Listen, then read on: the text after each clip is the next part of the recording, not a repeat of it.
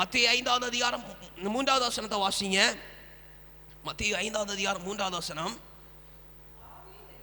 ஆவியில் எளிமை உள்ளவர்கள் பாக்கியவான்கள், பரலோக ராஜ்யம் அவர்களுடையது. அல்லேலூயா, அல்லேலூயா, அல்லேலூயா.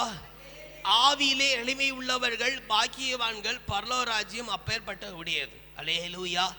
பரிசுத்த ஆவியானுடைய காரியத்தை இதில் சொல்லப்பட்டிருக்கிறது. ஒரு மனுஷனிடத்துல பரிசுத்த ஆவியானவர் வருகிறான்னு சொன்னா அசைவாடு சொன்ன தெரிந்திருக்கிறது மாதிரி அவர் முதலாவது ஆவிக்குரிய மனுஷரை சீர்படுத்தி சபைப்படுத்தி, இரண்டாவது சும்மா விடுகிறதல்ல.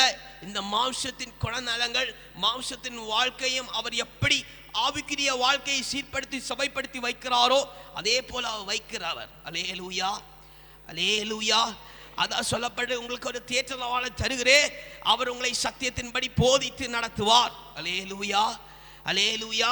அப்ப இன்னும் அதிகமான காரியங்கள் இருக்கு. ஒரே ஒரு காரியத்தை உங்களுக்கு தடப்படுத்தி உங்களுக்கு சொல்லுகிறேன்.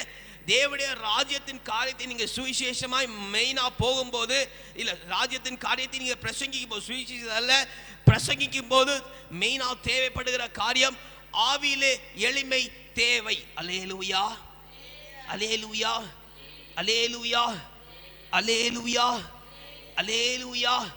ஆவிலே தெளிவாய் திட்டமாய் அந்த புரிந்து கொள்ளுதலுக்குரிய காரியம் தேவைப்படுகிறது.